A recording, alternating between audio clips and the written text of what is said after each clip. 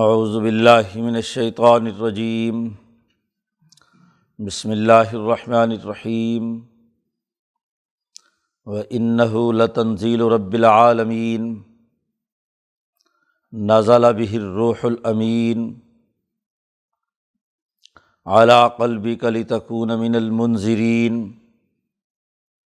بلسان عربی مبین وَإِنَّهُ لَفِي زُبُرِ الْأَوَّلِينَ أَوَلَمْ يَكُنْ لَهُمْ آیَةً أَنْ يَعْلَمَهُ عُلَمَاءُ بَنِي إِسْرَائِيلَ وَلَوْ نَزَّلْنَاهُ عَلَى بَعْضِ الْأَعْجَمِينَ فَقَرَأَهُ عَلَيْهِمْ مَا كَانُوا بِهِ مُؤْمِنِينَ كَذَلِكَ سَلَكْنَاهُ فِي قُلُوبِ الْمُجْرِمِينَ لا یؤمنون بہ حتی یروا العذاب الألیم فیأتیہم بغتۃ وہم لا یشعرون فیقولوا هل نحن منظرون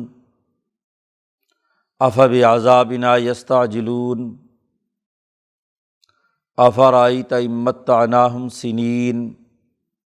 ثم جاءہم ما كانوا یوعدون ما اغنی عنہم ما كانوا یمتعون وما اہلکنا من قریۃ الا لہا منذرون ذکریٰ وما کنا ظالمین وما تنزلت بہ الشیاطین وما ینبغی لہم وما یستطیعون انہم عن السمع لمعزولون فلا تدع مع اللہ الہا آخر فتکون من المعذبین وانذر عشیرتک الاقربین واخفض جناحک لمن اتبعک من المؤمنین فإن عصوک فقل انی بریء مما تعملون وتوکل علی العزیز الرحیم الذی یراک حین تقوم وتقلبک فی الساجدین انہ هو السمیع العلیم هل انبئکم علی من تنزل الشیاطین تنزل علی کل افاک اثیم یلقون السمع واکثرهم کاذبون والشعراء یتبعهم الغاوون الم تر انہم فی کل واد یہیمون وانہم یقولون ما لا یفعلون الا الذین آمنوا وعملوا الصالحات وذکروا اللہ کثیرا وانتصروا من بعد ما ظلموا وسیعلم الذین ظلموا ای منقلب ینقلبون۔ صدق اللہ العظیم۔ یہ سورۃ الشعراء کا آخری رکوع ہے۔ شروع سورت میں حروف مقطعات میں یہ بات واضح کی گئی تھی کہ انبیاء علیہم السلام کے تاریخی مقامات پوری دنیا انسانیت میں سرایت کیے ہوئے ہیں، اور ان انبیاء کی انقلابی جد و جہد نے اس مادی دنیا میں یہاں کے نظام حیات بدلے ہیں۔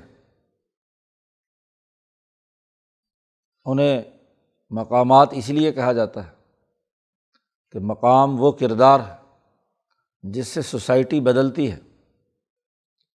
سوسائٹی میں ایک نیا زمانہ شروع ہوتا ہے۔ تو یہ انبیاء علیہم السلام کی جد و جہد جس نے پوری دنیا میں پھیل کر پوری دنیا انسانیت میں بڑے بڑے انقلابات برپا کیے ہیں، یہ کتاب مقدس قرآن حکیم اب پوری دنیا میں عالمگیر انقلاب برپا کرنے کے لیے آیا ہے۔ حروف مقطعات کے بعد کہا تھا کہ یہ آیات مبین نازل ہوئی ہیں، واضح آیات،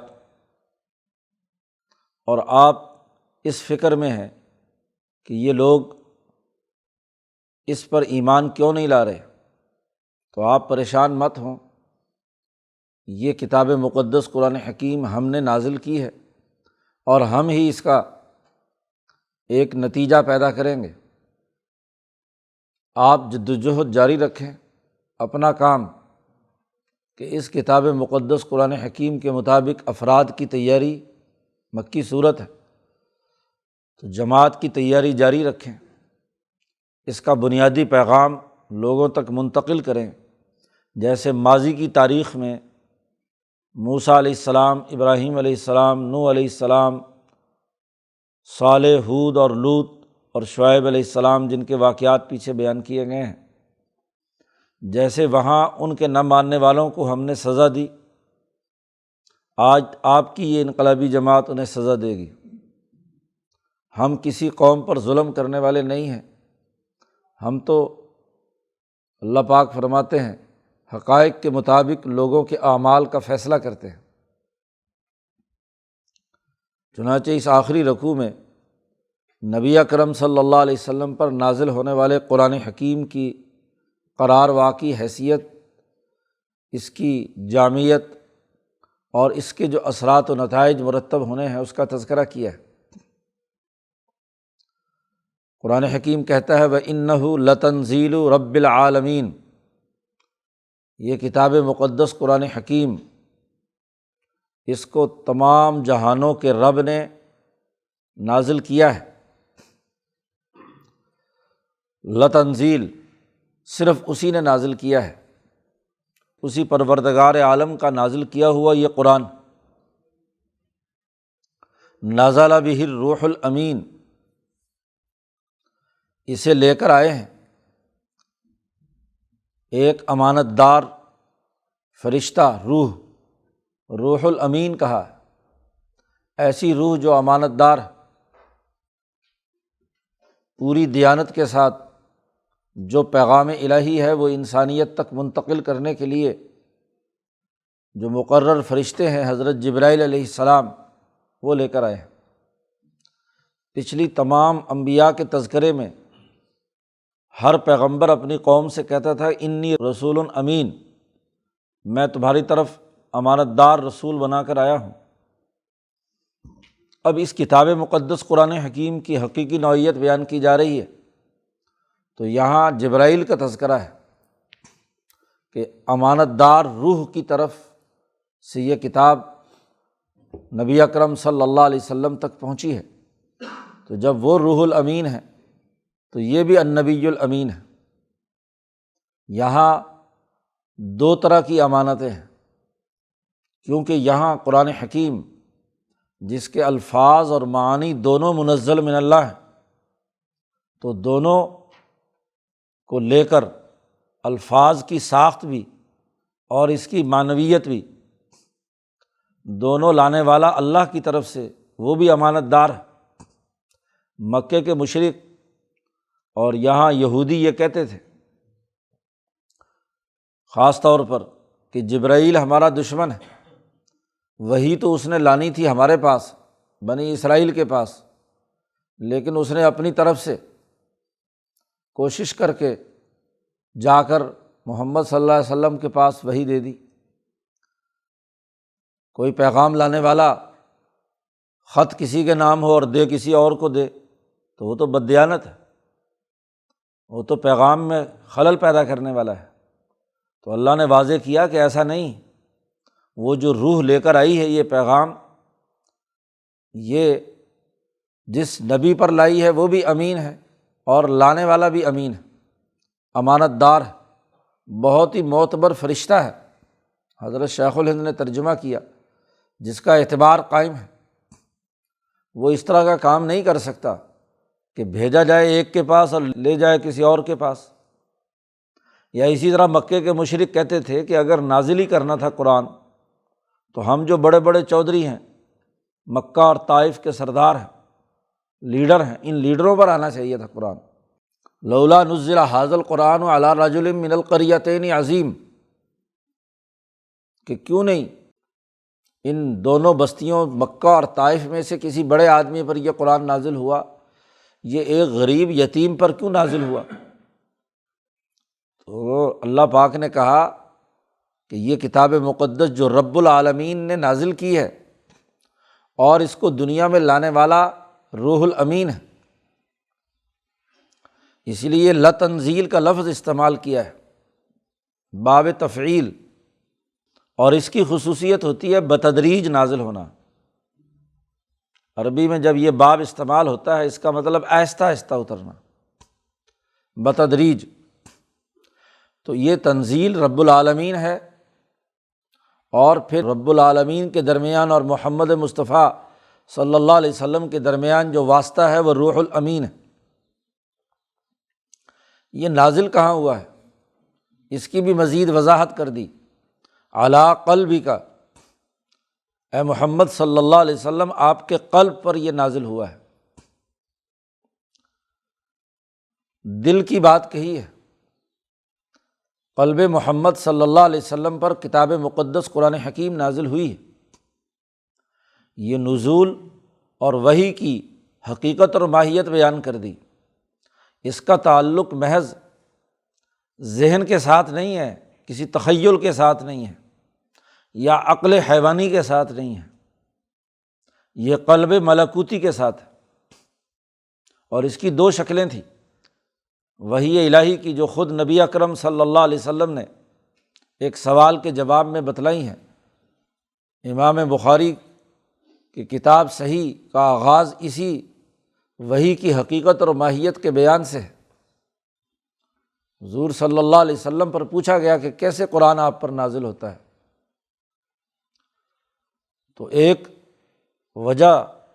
ایک پہلو، ایک طریقہ کار تو وہ بیان کیا جس میں حضور فرماتے ہیں کہ مجھے شدید ترین تکلیف ہوتی ہے، اور تکلیف کیا ہے کہ آپ کو جامع بشریت سے نکال کر بہیمیت کے تمام احساسات و ادراکات سے اوپر اٹھا کر قلب کی جو ملکیت ہے اسے، ملکیت عالیہ کو طاقتور اور مضبوط بنانا ہوتا ہے۔ فرشتے کی ملکیت سے حضور کی ملکیت جڑتی ہے، اور اس وقت آپ کے جسم کے تمام اعضاء جو جسمانی اور حیوانی ساخت رکھتے ہیں وہ سب سٹاپ کر دیے جاتے ہیں، حیوانیت کے دائرے سے نکل جاتے ہیں، گرد و پیش کے نہ تو کان کام کرتے ہیں، نہ آنکھیں کام کرتی ہیں، نہ دل کام کرتا ہے، نہ جسم، صرف ملکیت کے روپ میں حضور صلی اللہ علیہ وسلم داخل ہوتے ہیں۔ اور یہ ایک انسان کے لیے انسان ہوتے ہوئے خاصا مشکل، بشریت کے دائرے سے اوپر اٹھنا۔ اس لیے حضور جب ملکیت کی طرف متوجہ ہوتے تھے وحی کے وقت، تو حضور فرماتے ہیں کہ مجھے اس سے شدید ترین تکلیف ہوتی ہے، پسینے چھوٹ جاتے تھے۔ اونٹنی پر اگر بیٹھے ہوتے تو اونٹنی تھک ہار کر نیچے گر پڑتی۔ ایک صحابی کہتے ہیں میں نے اس خواہش کا اظہار کیا عمر فاروق سے کہ میں حضور پر وحی آتے دیکھنا چاہتا ہوں۔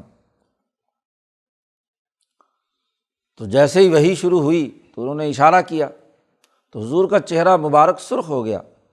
ویسے بھی چہرے پر کپڑا ڈال دیا، اور آپ کی ران کسی صحابی کی ران پر تھی تو وہ صحابی کہتے ہیں کہ میری ران ٹوٹنے کے قریب ہو گئی،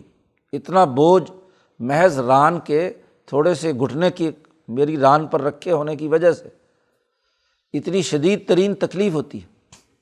یعنی اس وقت آپ کا وجود صرف قلب الہی یا قلب روحانی کی حالت میں ہوتا ہے، تو روح سے جڑتی ہے۔ امام شاہ ولی اللہ نے اس قلب کو قلب روح کہا ہے۔ تو یہ روح جو ہے، اس روح پر روح نازل ہوتی ہے، اور اس کے ذریعے سے انتقال ہوتا ہے وحی کا، وحی منتقل کرتے ہیں۔ اس وقت اپنے قلب سے حضور صلی اللہ علیہ وسلم جبرائیل کا مشاہدہ کرتے ہیں، اور جبرائیل کی روح نبی کی روح کے ساتھ وابستہ ہو کر وہ علم منتقل کرتی ہے جو ذات باری تعالیٰ نے اس وقت میں نازل کرنے کے لیے جبرائیل کو بھیجا ہوتا ہے۔ وحی کا ایک طریقہ یہ ہے، اور دوسرا طریقہ نسبتاً آسان تھا کہ جبرائیل انسانی صورت میں حضور کے پاس آتے ہیں، وہاں حضور کو اپنی جسمیت بدل کر روح کی طرف جانا کی ضرورت نہیں ہوتی۔ جبرائیل انسان کی شکل میں آ کر، جیسا کہ حدیث میں اسی جگہ پر موجود ہے کہ جبرائیل دحیہ کلبی کی شکل میں آتے تھے اور وہ حضور کے سامنے وہ پیغام منتقل کرتے تھے، تو اس وقت آپ کو اتنی تکلیف نہیں ہوتی تھی۔ استاذ نیچے اتر کر بشریت کے مقام پر بات کو سمجھائے تو طالب علموں کے لیے آسان ہے، اور اگر سب کو اپنے تخیل کو بڑی جد و جہد اور کوشش کے ساتھ اس بات کو سمجھنے کے لیے دماغ خرچ کرنا پڑے تو پسینے چھوٹ جاتے ہیں۔ تو پکا پکایا حلوہ کھانا آسان ہوتا ہے اور خود پکانا اپنے دماغ سے مشکل ہوتا ہے۔ تو حضور صلی اللہ علیہ وسلم کی دونوں کیفیتیں بیان کی ہیں۔ علی قلبک، آپ کے قلب پر ہم نے یہ وحی نازل کی ہے، اور کس لیے نازل کی ہے؟ مقصد بیان کر دیا، لتکون من المنذرین، تاکہ آپ لوگوں کو ڈرائیں جو جرائم کا ارتکاب کر رہے ہیں، جو فتنہ پرور ہیں، جو انسان دشمنی کا کردار ادا کر رہے ہیں، جو اللہ کو نہیں مانتے، کفر و شرک اور ظلم میں مبتلا ہیں۔ تو متکبروں، ظالموں، شیطانی طاغوتی قوتوں کو ڈرانے کے لیے یہ ہم نے کتاب آپ پر نازل کی، آپ کے دل پر۔ وہ اعلیٰ انقلابی علم آپ کو دیا ہے جس کے ذریعے سے سوسائٹی میں فساد برپا کرنے والے ان تمام لوگوں کو ڈرائیں آپ۔ اور یہ کلام جو ہم نے آپ پر نازل کیا ہے بلسان عربی مبین، یہ واضح اور کھلی صاف ستھری عربی زبان میں بیان کیا ہے، نہ تو ایسی فصاحت و بلاغت کہ بہت مشکل جملے استعمال کیے گئے ہوں، عام آدمی کو سمجھ نہ آئے۔ علم کا ایک پہلو وہ ہوتا ہے جو اتنی اونچی اصطلاحات اور بہت اونچے پیمانے پر استاذ کھڑے ہو کر بات کرے کہ لوگوں کو یہ تو لگے کہ بات تو بڑی اونچی کی ہے، سمجھ کچھ نہ آئے۔ تو یہ بھی طریقہ کار غلط ہے تعلیم کا۔ یا اتنی پست سی عوامی زبان ہو کہ جو لوگ جس کو اہمیت ہی نہ دیں۔ نہیں، ہم نے قرآن نازل کیا ہے صاف عربی زبان میں، بڑی واضح گفتگو ہے، اس کے جملے، اس کی ساخت، اس کی معنویت، اس کی فصاحت و بلاغت، تمام چیزیں بڑی کھلی اور دو ٹوک ہیں تاکہ لوگوں کو پیغام سمجھ میں آئے۔ وَإِنَّهُ لَفِي زُبُرِ الْأَوَّلِينَ، اور پھر یہ کہ یہ پیغام جو ہم نے آپ پر نازل کیا ہے، رب العالمین نے روح الامین کے واسطے النبی الامین پر جو قرآن نازل کیا ہے عربی مبین میں، لتکون من المنذرین، یہ پیغام گزشتہ کتابوں میں بھی موجود تھا۔ انہ لفی زبر الاولین، پہلی کتابوں میں بھی موجود تھا، تورات میں بھی، زبور میں بھی، انجیل میں بھی، صحف ابراہیم میں بھی یہ پیغام وہاں پر موجود تھا۔ اسی طرح کا پیغام ہم نے وہاں بھی نازل کیا تھا۔ آج ان تمام کتابوں کا خلاصہ اور جامع انقلابی پروگرام ہم نے آپ پر نازل کیا ہے، جو انسانی سوسائٹی کے تمام پہلوؤں کا احاطہ کیے ہوئے۔ اگر ان لوگوں کو اس کے بارے میں کوئی شک ہے کہ گزشتہ کتابوں میں اس پیغام کا تذکرہ ہے یا نہیں، اور دوسرا یہ کہ گزشتہ کتابوں میں ایسے نبی کی آمد، اس کی علامات اور ان پر نازل ہونے والی کتاب کی خصوصیات اگر انہیں معلوم نہیں ہے مکے والوں کو، اولم یکن لہم آیتن، کیا ان کے واسطے کوئی نشانی نہیں ہے، علامت نہیں ہے؟ کہ اگر انہیں خود معلوم نہیں ہے تو ان یعلمہ علماء بنی اسرائیل، کہ بنی اسرائیل کے علماء سے معلوم کر لیں، ان سے ہی پوچھ لیں۔ یہودیوں اور عیسائیوں کے جو مخلص اور صحیح لوگ مسلمان بھی ہوئے، بڑے بڑے علماء جیسے حضرت عبداللہ ابن سلام، یا اسی طریقے سے یہاں مکہ مکرمہ میں ورقہ بن نوفل، جس کے پاس حضرت خدیجہ حضور صلی اللہ علیہ وسلم کو سب سے پہلے لے کر گئی تھی، تو ان سے ہی معلوم کر لو،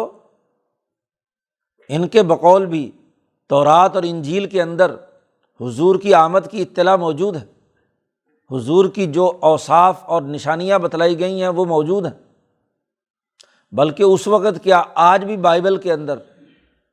بائبل ہی کیا، ہندوؤں کی کتاب ویدوں میں کالکی اوتار کا تذکرہ نبی اکرم صلی اللہ علیہ وسلم کی تمام علامات پر فٹ ہوتا ہے۔ آج بھی ان کے جو اہل علم ہیں ان سے اگر دیانتداری سے پوچھو تو وہ بتلائیں گے کہ یہ پیغام اور اس پیغام کی آمد کا تذکرہ ہماری کتابوں میں موجود ہے۔ یہ عربی زبان میں ہم نے نازل کیا ہے، گزشتہ قوموں کی کتابوں میں موجود تھا، لیکن ظاہر ہے وہاں ان کی زبان میں موجود تھا۔ تورات عبرانی زبان میں نازل ہوئی، اس زمانے کی زبان بنی اسرائیل کی وہ تھی تو تورات اس میں نازل ہوئی۔ شعر و شاعری میں زبور نازل ہوئی، انجیل نازل ہوئی، تو ہر ایک قوم کی زبان کے مطابق ہی اسے تعلیم دی جاتی ہے۔ آج یہ مکہ مکرمہ میں عربوں کے اندر محمد مصطفیٰ صلی اللہ علیہ وسلم پر یہ پیغام نازل ہوا ہے تو یہ کھلی عربی زبان میں ہے،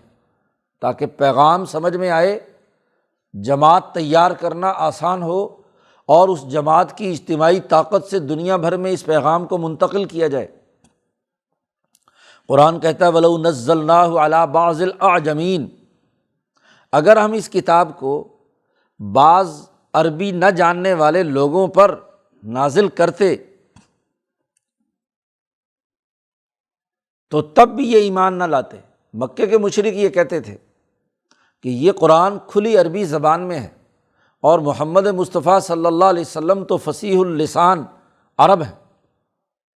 تو یہ تو لگتا یہ ہے کہ محمد صلی اللہ علیہ وسلم نے نعوذ باللہ اپنے دماغ سے خود یہ عربی کے جملے گھڑ لیے اور اپنی طرف سے یہ باتیں کر رہے ہیں، کیونکہ ان کی اپنی مادری زبان عربی ہے۔ اگر یہ واقعی اللہ کا کلام ہوتا تو کسی ایسے پر نازل ہونا چاہیے جو عربی نہ جانتا ہو، کسی اور زبان میں ہو، پھر محمد صلی اللہ علیہ وسلم پر آئے تو پھر ہم کہیں گے کہ چونکہ دوسری کوئی زبان محمد جانتے نہیں ہیں تو یہ ضرور اللہ ہی کا منطق دیکھو، عقل ماری جائے تو پھر اس طرح کے سوالات گھڑے جاتے ہیں کہ ان کے اوپر کسی اور زبان میں نازل ہونا چاہیے۔ بھائی اگر اور زبان میں نازل ہوتا تو تمہیں سمجھ میں آتا، اس کا مطلب تو پھر بھی عربی زبان میں بتلانا پڑتا، تو پھر تم یہ کہتے یہ مطلب اپنی طرف سے بیان کر رہے ہیں۔ قرآن کہتا ہے کہ اگر ہم کسی اجمیوں میں سے کسی غیر اہل لسان والے پر یہ کتاب نازل کرتے تو اور فقرأہ علیہم، اور وہ اسے عربی میں ان کو پڑھ کر سناتا تو ما کانوا بہ مؤمنین، تو تب بھی یہ ایمان لانے والے نہ بنتے، کیونکہ جس نے نہ مانو کی رٹ لگائی ہوئی ہو تو وہ کسی بھی طریقے سے اس کو بات سمجھانے کی کوشش کرو وہ بات نہیں مانے گا۔ کذالک سلکناہ فی قلوب المجرمین، جو دل ایک دفعہ مجرم ہو جاتے ہیں ان کو ہم جرم کے راستے پر اسی طرح چلاتے رہتے ہیں،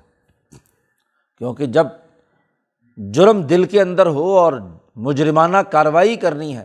تو اس کو مواقع دیتے ہیں کہ اور مزید جرم میں اضافہ کر چل، کیونکہ دنیا دارالامتحان ہے،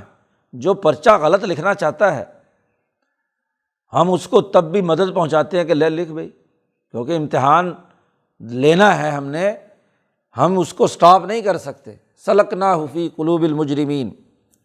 تو ایک مجرم قلب ہے، دل ہے،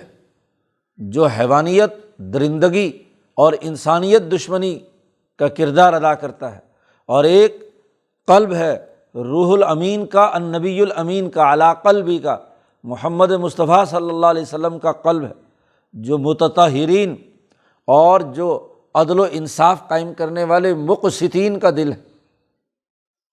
جیسے مقسطین کا دل ہوتا ہے ایسا دل ہے، تو دلوں کا دلوں سے معاملہ ہے۔ قرآن چونکہ آپ کے قلب پر نازل ہوا ہے اور آپ کے قلب سے اسی کے قلب پر جائے گا جو قلب سے اس کی طرف متوجہ ہوگا، کیونکہ قرآن منتقل ہونے کا ذریعہ دل ہے۔ قرآن سینوں سے سینوں میں، دلوں سے دلوں میں منتقل ہوتا ہے، تو جن لوگوں کی قلوب صاف ستھرے ہیں اور وہ آپ کے قلب کی طرف متوجہ ہوں گے، ابو بکر صدیق، عمر فاروق، عثمان غنی، علی المرتضیٰ، سچی انقلابی جماعت کے جو لوگ دل سے حضور کے دل کی طرف متوجہ ہوں گے، ان تک یہ پیغام پہنچے گا۔ اور جو مجرم دل ہے وہ آپ کے قلب سے اس کا فیضان کیسے حاصل کر سکتا ہے؟ محض لفظ ہی کی بات نہیں، یہ قرآن ایک نور ہے جو دلوں سے دلوں میں منتقل ہوتا ہے۔ تو مجرموں کے دلوں میں یہ بات نہیں آ سکتی، خواہ وہ کسی طریقے سے بھی ان کے سامنے پیش کی جائے۔ قرآن کہتا ہے لا یؤمنون بہ، یہ مجرم دلوں کی حالت یہ ہے کہ یہ کبھی بھی اس پر ایمان نہیں لائیں گے حتیٰ یروا العذاب العلیم، ہاں جب بڑا دردناک عذاب دیکھیں گے تو پھر انہیں اس کتاب کی سچائی کا یقین ہوگا۔ بدر کے میدان میں جب فرشتے اترے اور ان کو شکست ہوئی، اس وقت کہا کہ ہاں اب سچا لگتا ہے۔ پہلے تو بڑے تکبر اور غرور سے آ رہے تھے، لیکن اس وقت کی سچائی کیا سچائی ہے؟ اس وقت تو عذاب آ کر 70 بڑے بڑے سرداروں کو راستے سے ہٹا دیا گیا، یا موت کا فرشتہ آئے گا اور وہ ان کی روح زبردستی ان کے جسم سے کھینچے گا۔ قرآن نے دوسری جگہ پر کہا فرشتے آئیں گے موت کے اور ان کو کہیں گے اخرجو، نکالو اپنی روحیں۔ جی فرشتے اپنا ہاتھ جیسے ان کی گردن کی طرف بڑھائیں گے تو انہیں اب یقین آئے گا کہ ہاں سب کچھ روشنی سامنے آنا شروع ہو جائے گی، لیکن اس وقت کے ایمان کا کوئی اعتبار نہیں ہے۔ فَيَأْتِيَهُمْ بَغْتَةً، یہ عذاب آئے گا اور اچانک آئے گا۔ یہ انقلاب کا مرحلہ یکدم جب ان کے سامنے آئے گا، وَهُمْ لَا يَشْعُرُونَ، اور وہ شعور نہیں رکھتے ہوں گے۔ ابو جہل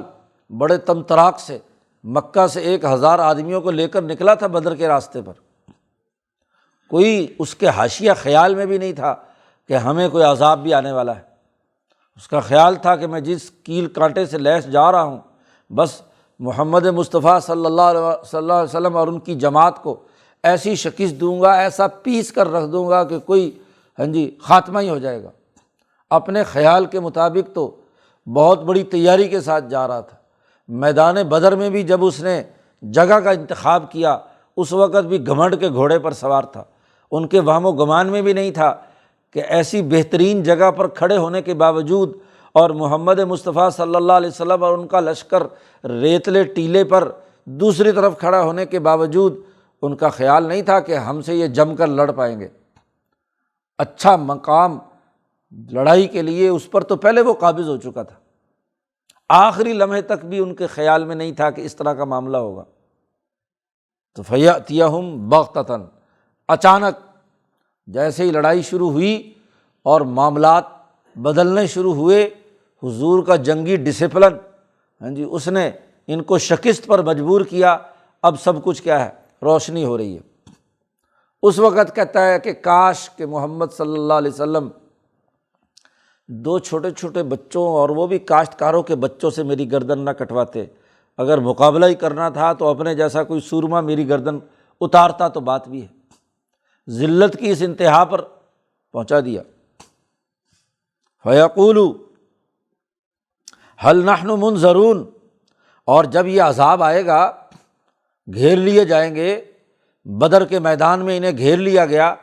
یا قیامت کے اندر جب یہ گھیرے جائیں گے تو کہیں گے کیا ہمیں مہلت مل سکتی ہے؟ هَلْ نَحْنُ مُنظَرُونَ، نظر ثانی کر لی جائے۔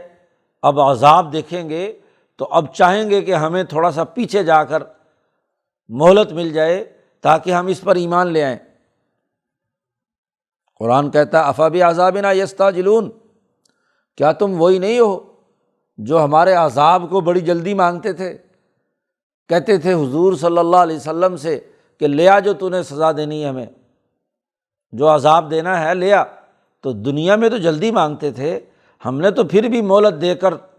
پوری زندگی تمہیں ایک موقع دیا ہے۔ أَفَرَأَيْتَ إِن مَّتَّعْنَاهُمْ سِنِينَ، بھلا دیکھ تو صحیح ہے محمد صلی اللہ علیہ وسلم کہ ہم نے ان کو ایک لمبی مدت تک دنیا میں رہنے کا نفع دیا، ان کو ایک بہت سال ہم نے ان کو موقع دیا ہے، وحی نازل ہونا شروع ہوئی اور 13 سال تک ان مکے والوں کو اللہ تعالیٰ نے موقع دیا ہے۔ 10-12 سال بہت بڑا موقع ہوتا ہے، 12 سال میں تو انسان کی جون بدل جاتی ہے۔ ہم نے ان کو دنیا میں نفع اٹھانے کا موقع دیا، بلکہ غزوہ بدر 1.5 سال بعد مزید ہوئی، 15 سال کا موقع ہم نے ان کو دیا ہے۔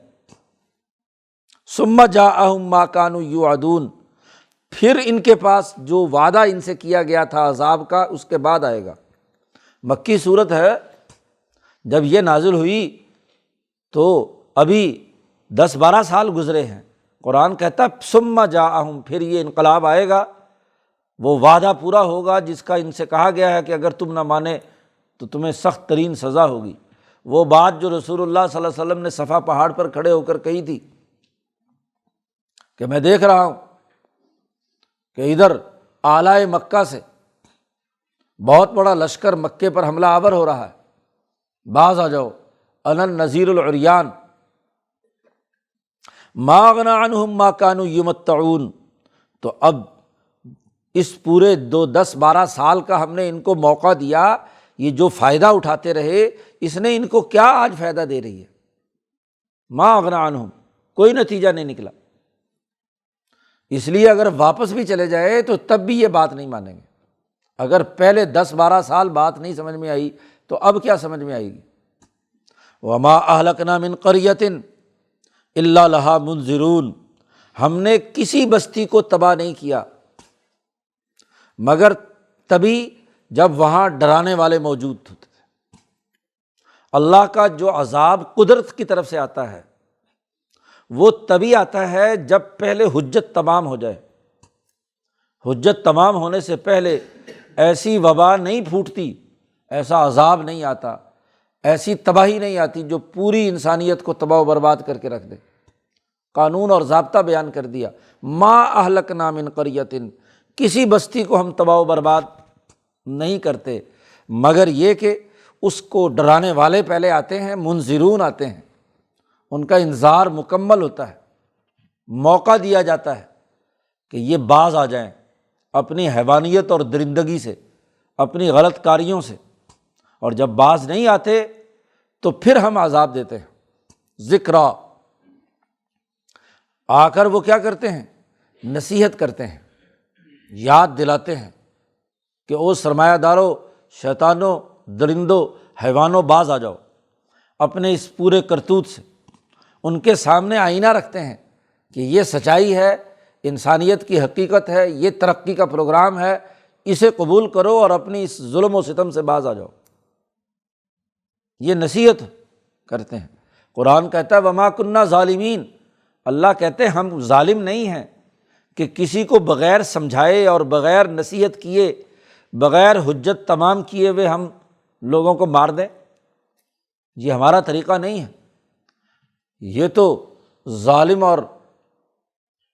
انسانیت دشمن حکمران طبقے کا ہوتا ہے کہ جس نے بیچارے نے کوئی کام نہیں کیا، اس کو بھی کیا ہے بغیر سمجھائے بجھائے مار دیتے ہیں۔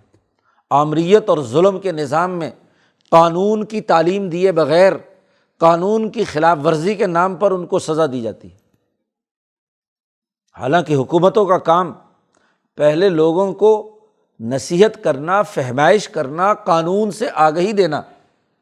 قانون سمجھانا۔ انسان کی فطرت یہ ہے کہ جب اس کو اچھی بات سمجھائی جائے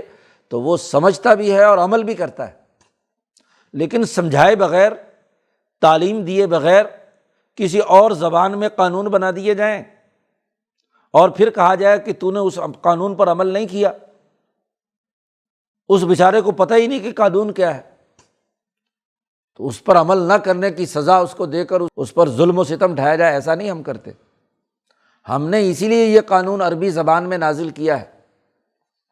کہ عربوں کو اچھے طریقے سے پتہ چل جائے کہ تمہارے لیے ایک بہتر معاشرے کا صحیح طریقہ کار کیا ہے، ڈسپلن کیسے قائم کرنا ہے، کن کن چیزوں کی تمہیں پابندی کرنی ہے۔ ہم پہلے نصیحت کرتے ہیں۔ انسان دوست حکومتوں کا بنیادی کام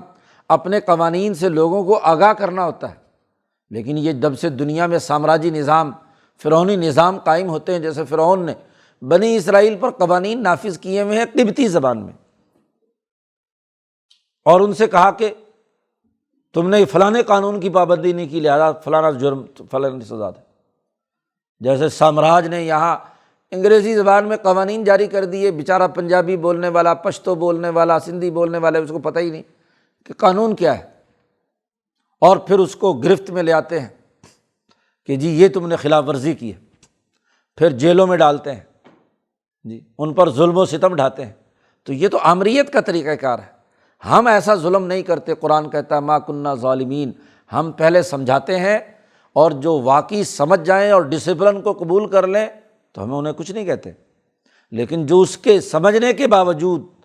جاننے کے باوجود اس کی خلاف ورزی کرتے ہیں تو پھر سخت ترین سزا دی جاتی ہے۔ باقی رہی یہ بات کہ یہ مکے کے مشرک اس کتاب مقدس کے بارے میں یہ جھوٹا پراپیگنڈا بھی کرتے تھے، یہ اللہ کی طرف سے کتاب نہیں ہے، بلکہ محمد مصطفیٰ صلی اللہ علیہ وسلم کا نعوذ باللہ رابطہ ہے کسی شیطان سے۔ ان کے اوپر ایک شیطان مسلط ہے، اور وہ شیطان ان کو اس طرح کی باتیں سکھاتا ہے۔ اپنے آپ کو کہتے تھے کہ ہم تو کعبہ کے مجاور ہیں، اللہ والے تو ہم ہیں، ان کے اوپر تو شیطان آتا ہے اور شیطان نازل کرتا ہے ان کے اوپر اس طرح کی باتیں ان کے دماغ میں۔ تو اللہ نے پہلے رکوع کے اول حصے میں کہا کہ نہیں، یہ روح الامین نے نازل کیا ہے، بڑی دیانتدار روح نے، امانت دار معتبر روح نے قرآن نازل کیا ہے۔ وما تنزلت بہ الشیاطین، اس قرآن کو لے کر شیطان نہیں اترے نیچے۔ یہ شیطانوں کا کیا کام ہے کہ وہ اس طرح کی سچی اور کھری باتیں لے کر کسی کے پاس پیغام لے کر آئیں؟ کوئی شیطان اس کو لے کر نہیں اترا۔ وما ینبغی لہم، اور ایسا اعلیٰ درجے کا قرآنی پیغام یہ ان شیطانوں کے قطعی مناسب ہی نہیں ہے، بلکہ وما یستطیعون، وہ ایسا قرآن نازل کر ہی نہیں سکتے، ان کی فطرت تو مسخ شدہ ہے۔ شیطان تو ہے ہی وہ جو اللہ کا مخالف اور اللہ کی دشمنی کرنے والا، اس نے تو آدم کی دشمنی کا اعلان اللہ کے سامنے کیا تھا کہ میں اس کا واضح دشمن ہوں۔ تو انسان کا دشمن انسان پر اللہ کا پیغام لے کر آئے گا؟ ذرا عقل سے تو سوچو،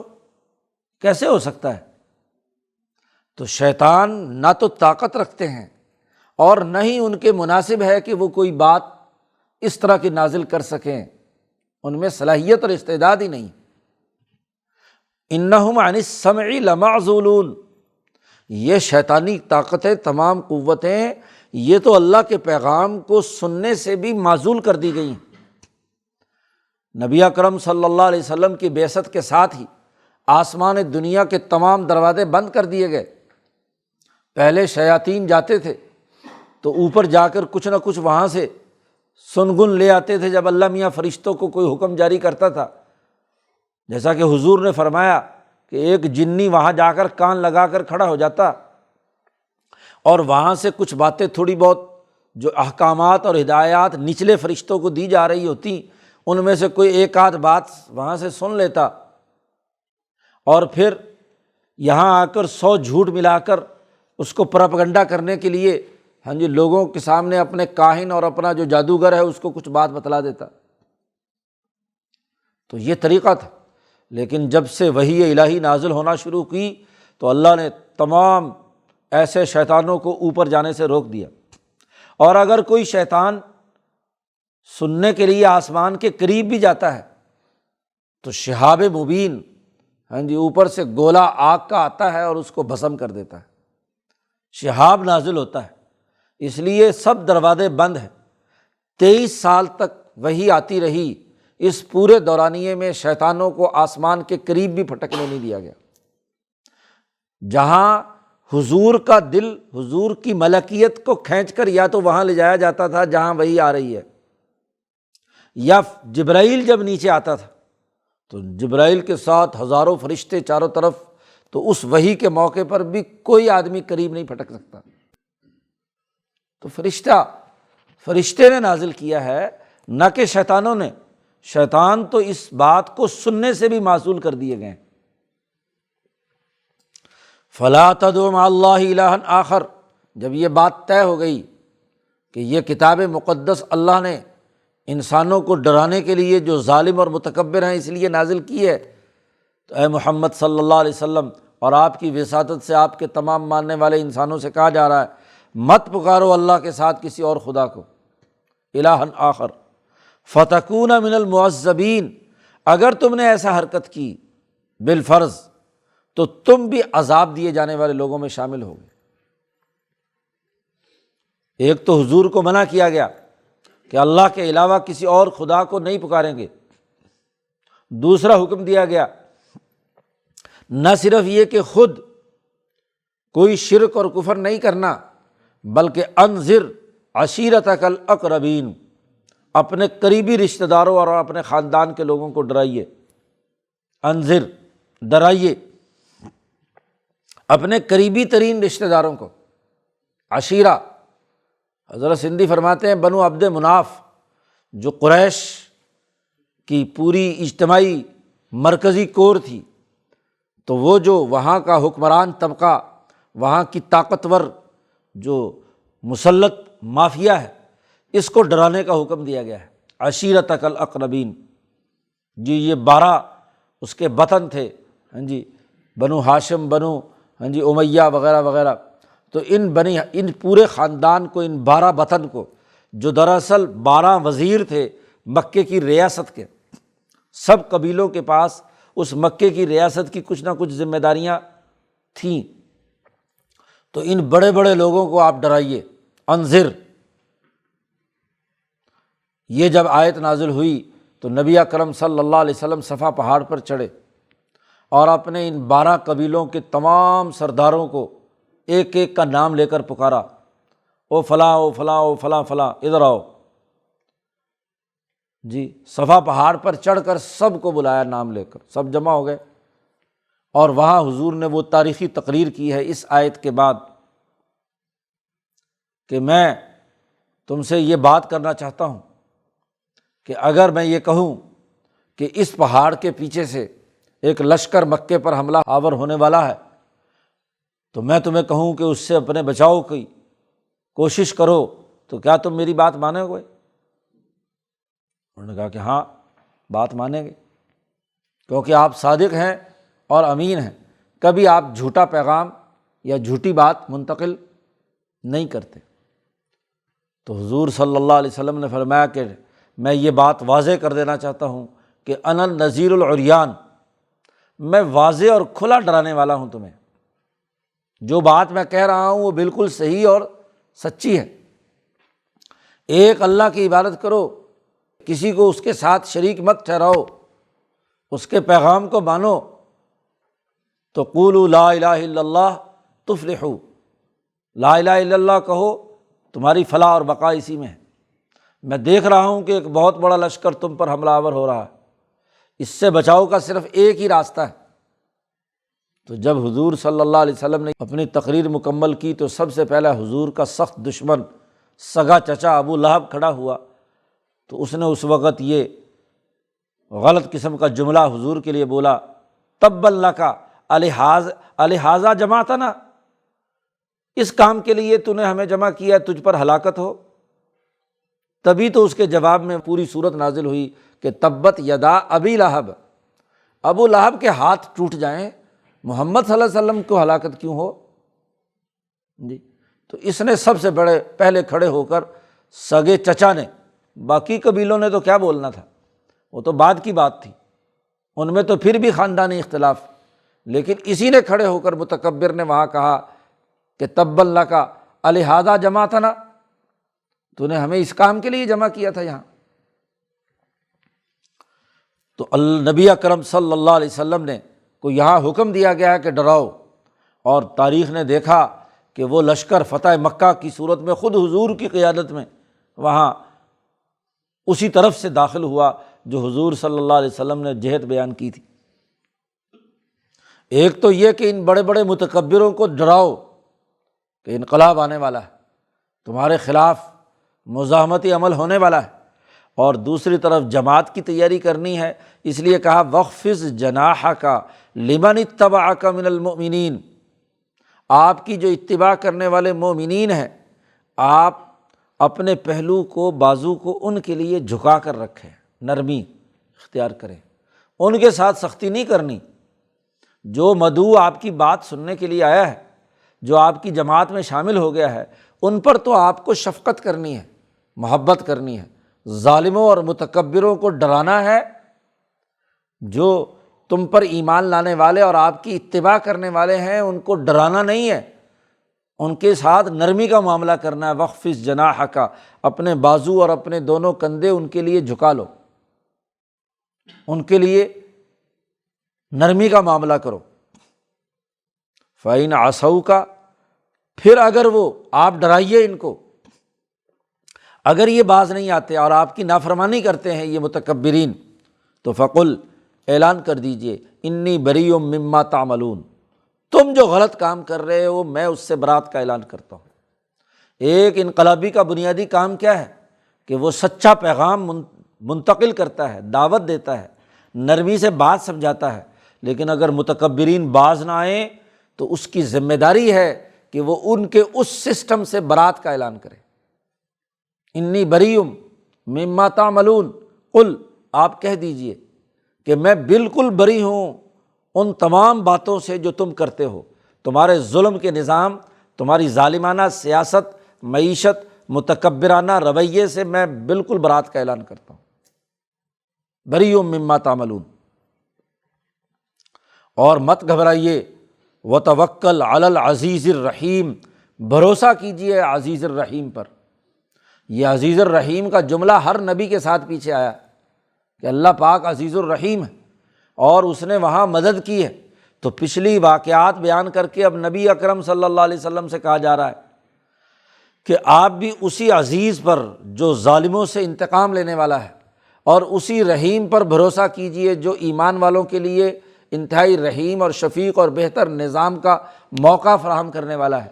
اس پر اعتماد کیجیے اور ان کے ان ظالمانہ کرتوت سے برات کا اعلان کر دیجیے۔ بریء مما تعملون۔ وہ عزیز الرحیم کون ہے؟ اللہ وہ زبردست اور رحیم وہ ہے، الذی یراک حین تقوم، وہ جو تجھے دیکھتا ہے جب تو کھڑا ہوتا ہے، جب تو دشمن کے مقابلے میں صفا پہاڑ پر کھڑے ہو کر ڈراتا ہے اس وقت بھی اللہ تجھے دیکھ رہا ہے، اور جب تو نماز میں اللہ کے سامنے مناجات کرتا ہے تو تب بھی تجھے دیکھ رہا ہے، جب بھی تو مظلوم انسانیت کی مدد کے لیے کھڑا ہوتا ہے تو اس وقت بھی دیکھ رہا ہے۔ تقوم، جب طاقت کے ساتھ تم کھڑے ہوتے ہو اس پیغام کو لے کر، انقلاب کی جدوجہد کے لیے کھڑے ہوتے ہو، تو تمہاری نشست و برخاست، تمہارا اس کھڑے ہونے کو اللہ دیکھ رہا ہے۔ اس وقت یہ رکھو اپنے ذہن میں کہ عزیز الرحیم مجھے دیکھ رہا ہے، صفت احسان۔ جبرائیل نے حضور سے پوچھا تھا کہ صفت احسان کس سے کہتے ہیں، مل احسان، تو کہا ان تعبد اللہ کأنک تراہ فإن لم تکن تراہ فإنہ یراک۔ یا تو یہ کہ تو اللہ کو دیکھ رہا ہو، ایسے عبادت کر۔ ہر انقلابی کام کرتے وقت، کسی دعوت دیتے وقت، کوئی اجتماعی جدوجہد اور کوشش کرتے وقت، نماز پڑھتے وقت، کسی بھی کام کے وقت یہ دیکھو کہ اللہ مجھے دیکھ رہا ہے۔ الذی یراک حین تقوم، اور صرف نماز کا قیام ہی نہیں، پہاڑ پر قائم ہونا ہی نہیں، بلکہ کہا وتقلبک فی الساجدین، جو تجھ پر ایمان لانے والے سچے مومنین ہیں ان کی تعلیم و تربیت کے لیے جب تم ایک جگہ سے دوسری جگہ آتے جاتے ہو، انقلابی پیغام پہنچانے کے لیے گھر گھر پہنچتے ہو، لوگوں تک دعوت دینے کے لیے جاتے ہو، تو تیرا تقلب،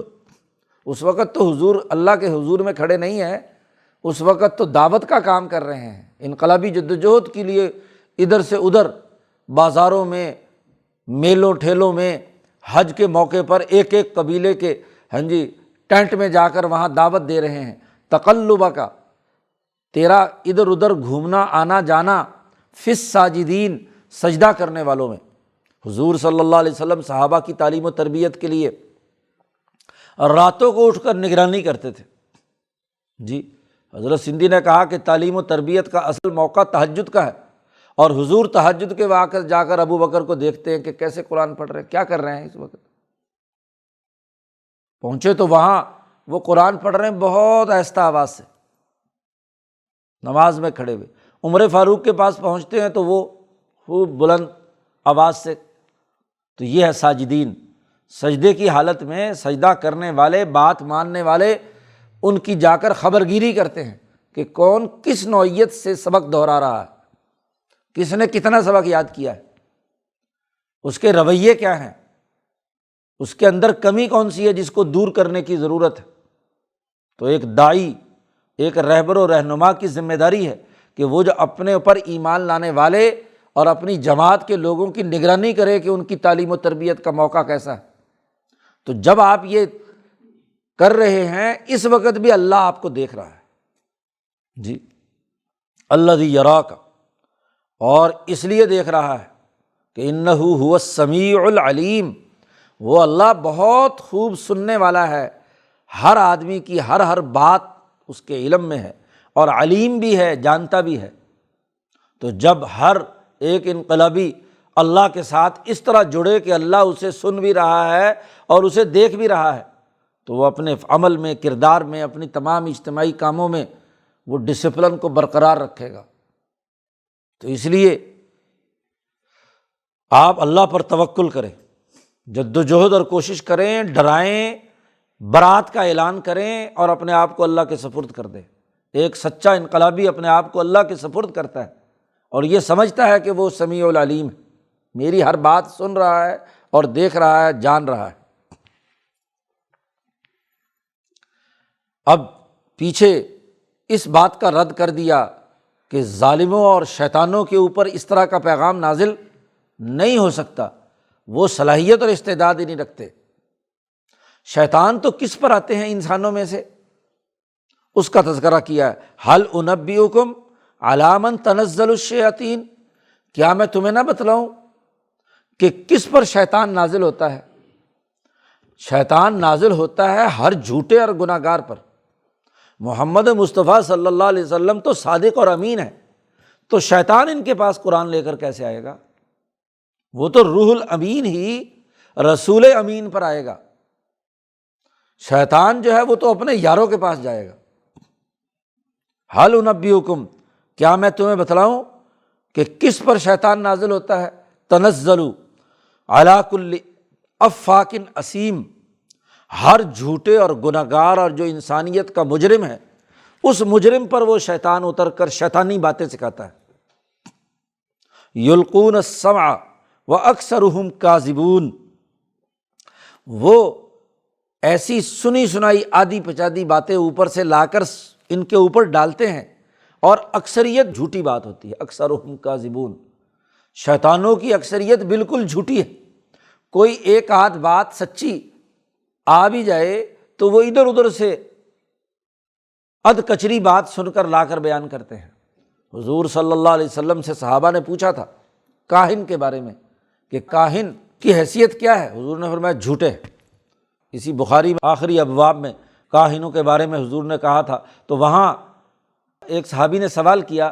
کہ بھائی بعض اوقات یہ کاہن ایسی کوئی پیشی گوئی کرتے ہیں جو سچی ثابت ہوتی ہے، تو یہ کہاں سے سچا علم ان کے پاس کہاں سے آیا؟ تو اس پر نبی اکرم صلی اللہ علیہ وسلم نے اسی آیت سے استدلال کیا ہے، یلقون السمع واکثرهم کاذبون، کہ ایک جن چھپ چھپا کر پوری کوشش کرتا ہے کہ اوپر سے کچھ بات آدھی پچادی سن لے، تو وہ ذرا سی بات لیتا ہے اور 100 جھوٹ ساتھ ملاتا ہے، اور وہ آ کر اس کاہن کو بتا دیتا ہے، وہ ایک بات سچی نکلتی ہے ایک دفعہ، باقی سب جھوٹ ہوتا ہے۔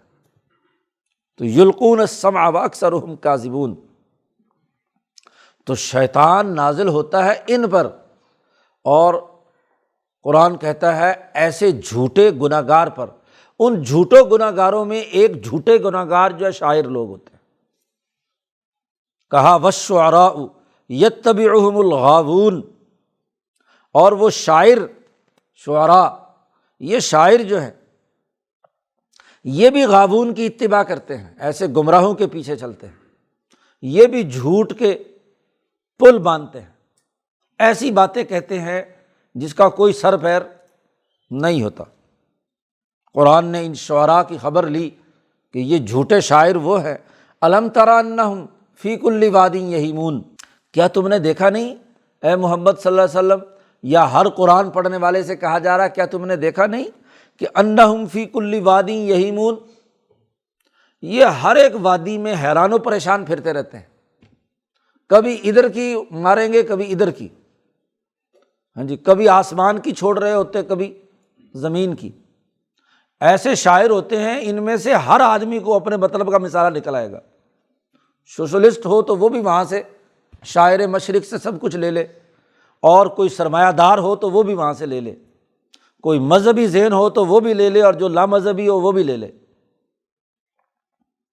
فی کل واد یہیمون، ہر طرح کا برانڈ ان کے اندر ہوتا ہے، سچا بھی جھوٹا بھی، ادھر کا بھی ادھر کا بھی۔ الم ترا، اور پاکستانیوں تم نے دیکھا نہیں، انہم فی کل واد یہیمون، یہ ہر وادی کے اندر حیران و پریشان پھرتے رہتے ہیں۔ اور وَأَنَّهُمْ يَقُولُونَ مَا لَا يَفْعَلُونَ، اور یہ شاعر لوگ وہ باتیں کہتے ہیں جو کرتے نہیں ہیں،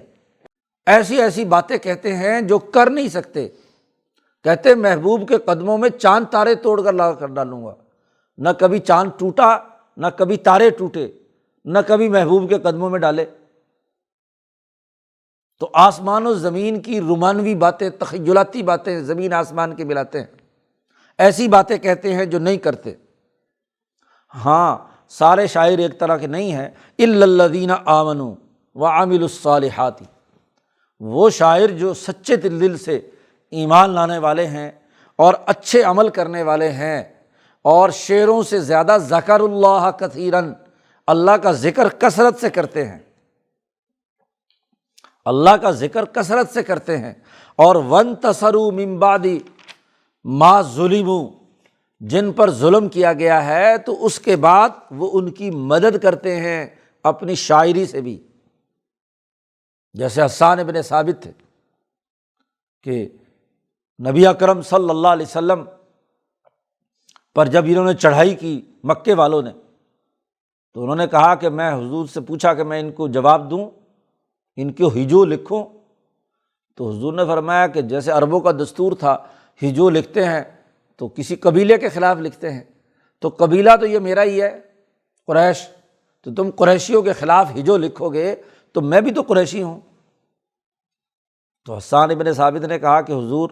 آپ کو اور آپ کی جماعت جو قریشی ہیں، ان کو میں قریشیوں میں سے اپنے شعروں میں ایسے نکالوں گا جیسے بال آٹے میں سے نکال لیا جاتا ہے، باقی ان قریشیوں کی خبر لوں گا،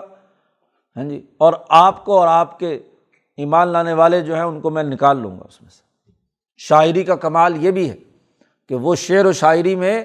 پورے قبیلے کی مذمت کریں اور قبیلے میں سے جو سچے لوگ ہیں ان کو باہر نکال لیں۔ تو ان کی شاعری نے آگ لگا دی قریشیوں میں۔ تو وانتصروا، وہ جو بدلہ لیتے ہیں، ہاں جی، ظلم ہونے کے بعد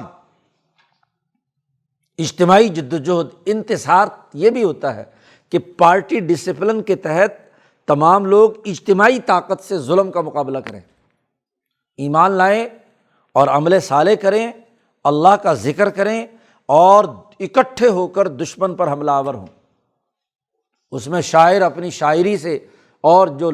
تیر انداز ہے اپنے تیر سے، جو تلوار والا ہے تلوار سے، جو اپنی اجتماعی طاقت سے، کوئی مال و دولت سے، جیسے بھی سب مل کر اجتماعی طاقت کے ساتھ مل کر ظالم کے مقابلے میں کھڑے ہو، تو ان کا استثناء ہے۔ اور قرآن کہتا ہے وَسَيَعْلَمُ الَّذِينَ ظَلَمُوا، ان قریب ظالم لوگ جان لیں گے کہ اَيَّ مُنْقَلَبٍ يَنْقَلِبُونَ، کہ یہ انقلاب کس کروٹ بیٹھتا ہے، ان کے خلاف اس انقلاب کی نوعیت کیا ہوگی، یہ ظالم لوگ ان قریب جان لیں گے۔ چنانچہ مکہ میں یا آخری میں یہ صورت نازل ہوتی ہے، اور کچھ ہی دنوں بعد ہاں جی بدر میں پتہ چل گیا کہ انقلاب کی نوعیت کیا تھی، ظالموں کو اپنے انقلاب کا پتہ چل گیا۔ تو یہ صورت انقلابات کی نشاندہی کرتی ہے، موسوی انقلاب سے لے کر محمدی انقلاب تک۔ صورت کا آغاز ہوا تھا موسوی انقلاب سے، اور یہاں اختتام ہوا ہے نبی اکرم صلی اللہ علیہ وسلم کے زمانے کے ظالموں کے مقابلے پر انقلاب کی جد و جہد اور کوشش سے۔ تو پورا انقلاب کا پیغام جو دنیا کی انسانی تاریخ میں انبیاء نے منتقل کیا، اور وہ انسانی تاریخ میں ایک سنگھائے میل کی حیثیت سے ایک نشانی بن کر رہ گیا، وہ مقام بن گیا، اس مقام کی پوری تفصیلات اس صورت میں بیان کی ہیں۔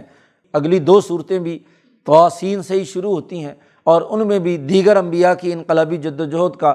تذکرہ تفصیل سے کیا گیا ہے۔ اللہ تعالیٰ قرآن حکیم کو سمجھنے اور عمل کرنے کی توفیق عطا فرمائے۔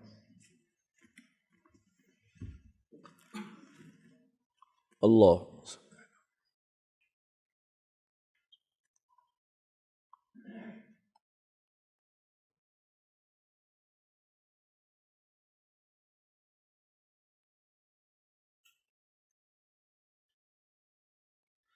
اجمعین۔